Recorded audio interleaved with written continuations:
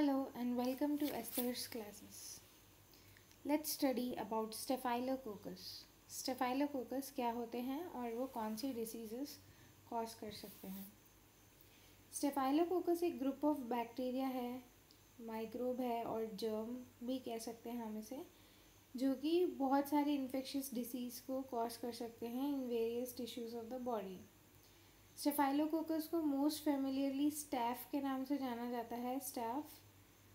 और ये बहुत सारे डिसीजेस कॉज कर सकता है, रेंजिंग फ्रॉम माइल्ड इन्फेक्शंस जिसके लिए ट्रीटमेंट की भी ज़रूरत नहीं होती, to severe and potentially fatal illnesses जो कि लाइफ थ्रेटनिंग होते हैं.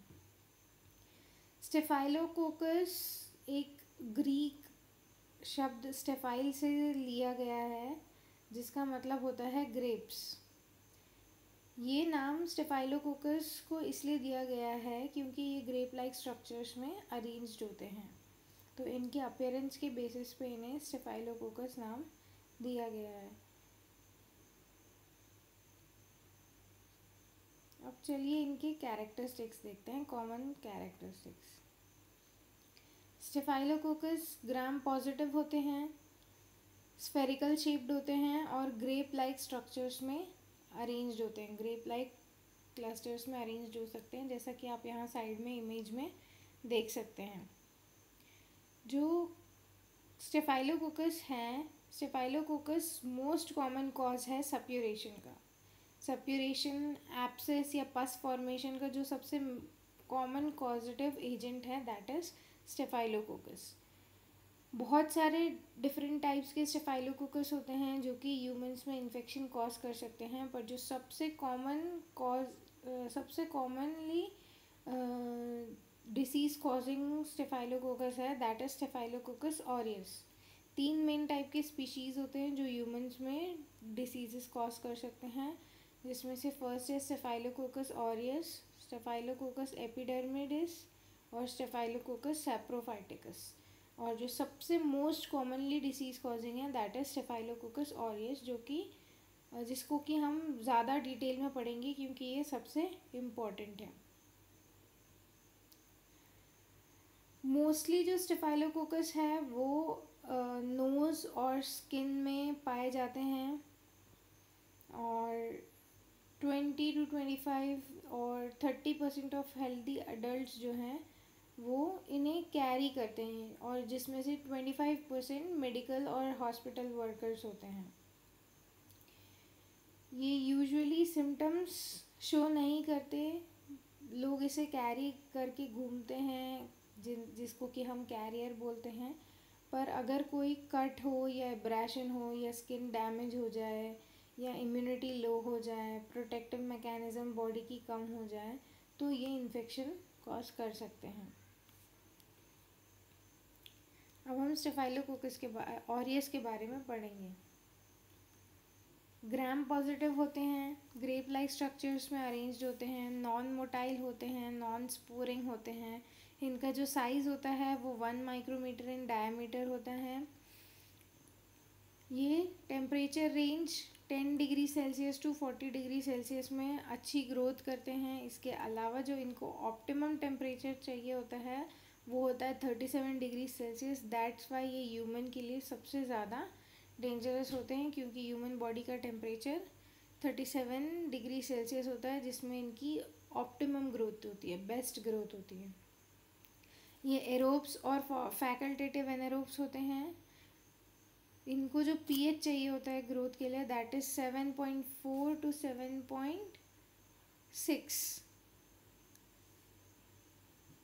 ये मोर रेजिस्टेंट होते हैं अमंग नॉन स्पोरिंग बैक्टीरिया, और ये पस में 2 से 3 महीने तक सरवाइव कर सकते हैं.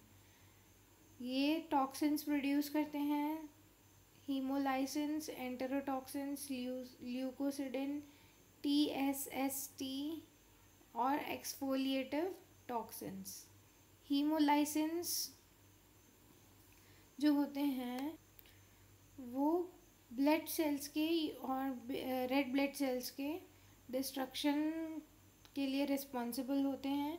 फिर जो एंटेरोटॉक्सिन्स हैं, enterotoxins are responsible for food poisoning, nausea, vomiting और डायरियल जो सिम्टम्स देखने को मिलते हैं वो एंटेरोटॉक्सिन्स की वजह से देखने को मिलते हैं। फिर ल्यूकोसिडिन डैमेज करते हैं पॉलीमॉर्फोन्यूक्लियर ल्यूकोसाइट्स और मैक्रोफेजेस को डैमेज करते हैं।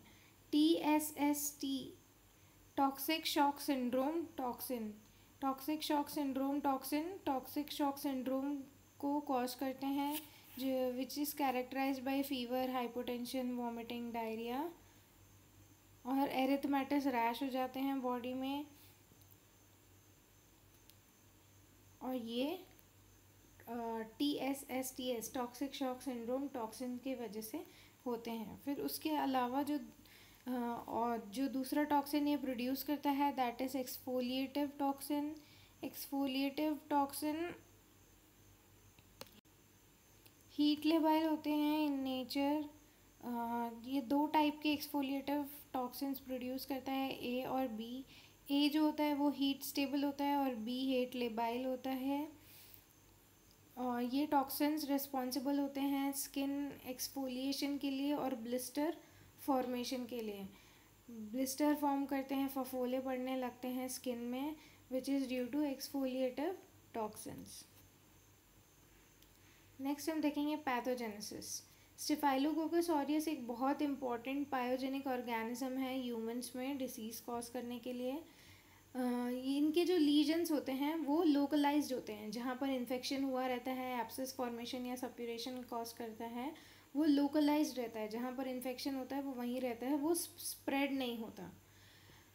ये फाइब्रिन क्लॉट का फॉर्मेशन कर लेता है अपने लीजन के चारों तरफ, जिसकी वजह से ये फैगोसाइटोसिस को इनहिबिट करता जाता है और ज़्यादा विरुलेंट हो जाता है, डिसीज़ कॉजिंग कैपेसिटी इसकी बढ़ जाती है।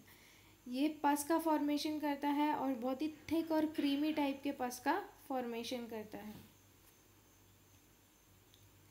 फिर हम देखेंगे कि ये कौन कौन सी डिसीज़ को प्रोड्यूस कर सकता है। First is cutaneous infections, that is skin infections. Skin infection जैसे कि पस का formation, pus filled boils, blisters, carbuncles, abscess, impetigo और वूंड और बर्न का इन्फेक्शन भी कॉज कर सकता है। फिर उसके बाद स्टेफाइलोकोकस डीप इन्फेक्शन के लिए भी रिस्पॉन्सिबल होते हैं, जो कि डीपर टिश्यूज़ ऑफ बॉडीज़ को अफेक्ट करते हैं। और ऐसे इन्फेक्शंस के एग्जाम्पल हैं osteomyelitis, tonsillitis, pharyngitis, sinusitis, pneumonitis, empyema, endocarditis, meningitis, bacteremia, septicemia. इस टाइप के डीपर इन्फेक्शंस भी स्टेफाइलोकोकस कॉज कर सकता है। इसके साथ फूड पॉइजनिंग कॉज कर सकता है। अगर स्टेफाइलोकोकस से इन्फेक्टेड फूड के कांटेक्ट में आते हैं या इंजेस्ट कर लिया तो 2 to 6 आवर्स में ही ये सिम्टम्स दिखाने लगते हैं वॉमिटिंग और डायरिया के। इसके अलावा नोज़ोकोमियल इन्फेक्शन हो सकता है।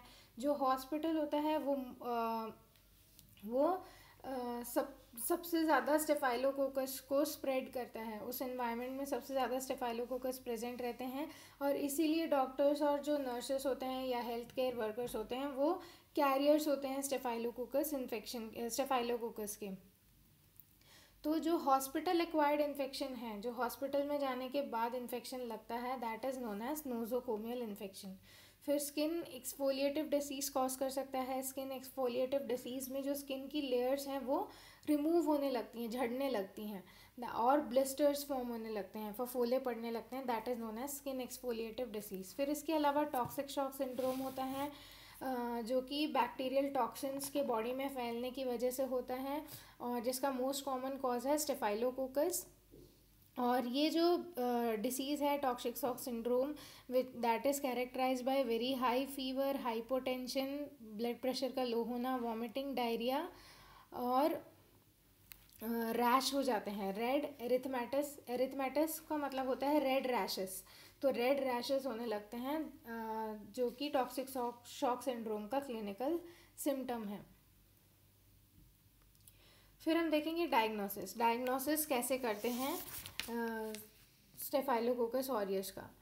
पस का एग्जामिनेशन करते हैं, लीजन से जो पस निकलता है, घाव से जो पस निकलता है उसका एग्जामिनेशन करते हैं, ये कंफर्म करने के लिए कि वो स्टेफाइलोकोकस की वजह से हुआ है।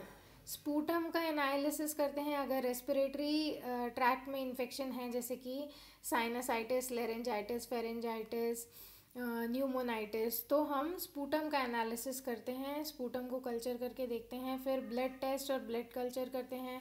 ब्लड टेस्ट में कंप्लीट ब्लड काउंट करेंगे ताकि ये पता चले कि इन्फेक्शन है। फिर उसके बाद सेप्टिसीमिया है अगर, तो उसको आइडेंटिफाई करने के लिए ब्लड कल्चर करते हैं। फिर यूरिन एग्जामिनेशन करते हैं जिसमें पस का प्रेजेंस देखते हैं, रेड ब्लड सेल्स का प्रेजेंस देखते हैं। फिर उसके बाद अगर यूरिनरी ट्रैक्ट इन्फेक्शन है तो उसको आइडेंटिफाई स्टेफाइलोकोकस की वजह से ही है, वो आइडेंटिफाई करने के लिए हम यूरिन कल्चर करते हैं। फिर CSF एनालिसिस करते हैं, अगर मेनिंजाइटिस हुआ है, फीसेस, फूड और वॉमिट का एनालिसिस करते हैं फूड पॉइजनिंग को आइडेंटिफाई करने के लिए।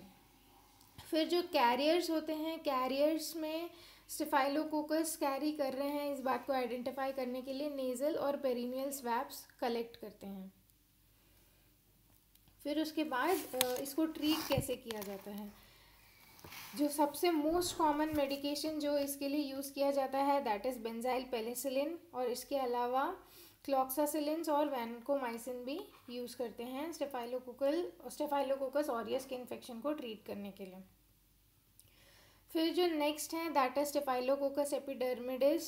ये स्किन कॉमेंसेल्स हैं, यूजुअली स्किन में प्रेजेंट होते हैं और ये अपॉर्चुनिटिक इन्फेक्शंस कॉज कर सकते हैं। अपॉर्चुनिस्टिक इन्फेक्शन ये तब कॉज करते हैं जब कोई प्रोस्थेटिक डिवाइसेस का बॉडी में इंस्टॉलेशन किया जा रहा हो या लगाया जा रहा हो। प्रोस्थेसिस का मतलब होता है आर्टिफिशियल बॉडी पार्ट, जैसे कि आर्टिफिशियल लिम्ब लगाना, हार्ट में पेसमेकर या ब्रेस्ट इम्प्लांट आर्टिफिशियली करना। तो उस केसेस में ये इन्फेक्शन कॉज कर सकता है, वहाँ पर पस का फॉर्मेशन कर सकता है सर्जिकल साइट में। और ये पैथोजन इम्यूनो कॉम्प्रोमाइज पेशेंट्स जिनकी इम्यूनिटी लो होती है, जैसे कि HIV के पेशेंट्स, एड्स के पेशेंट्स, कोई ऑटो इम्यून डिसीज़ के पेशेंट्स, उनमें ये ज़्यादा अपॉर्चुनिस्टिक होती हैं, मतलब मौका मिलने पर ये इन्फेक्शन कॉज करती हैं। फिर लास्ट है स्टेफाइलोकोकस सैप्रोफाइटिकस। ये भी अपॉर्चुनिस्टिक पैथोजन है, ये यंग वुमेन में UTI का सबसे इम्पॉर्टेंट कॉज है। और ये इसको एपिडर्मिडिस, स्टेफाइलोकोकस एपिडर्मिडिस से डिफरेंशिएट किया जा सकता है ऑन द बेसिस ऑफ नोवोबायोसिन। नोवोबायोसिन से ये रेजिस्टेंट होते हैं और इसी बेसिस पे इन दोनों को सेपरेट किया जाता है। तो स्टेफाइलोकोकस ऑरियस सबसे इम्पॉर्टेंट कॉज है जो ह्यूमन में डिसीजेस कॉज कर सकता है। इसके अलावा स्टेफाइलोकोकस एपिडर्मिडिस और स्टेफाइलोकोकस सैप्रोफाइटिस अपॉर्चुनिस्टिक इन्फेक्शंस कॉज करते हैं।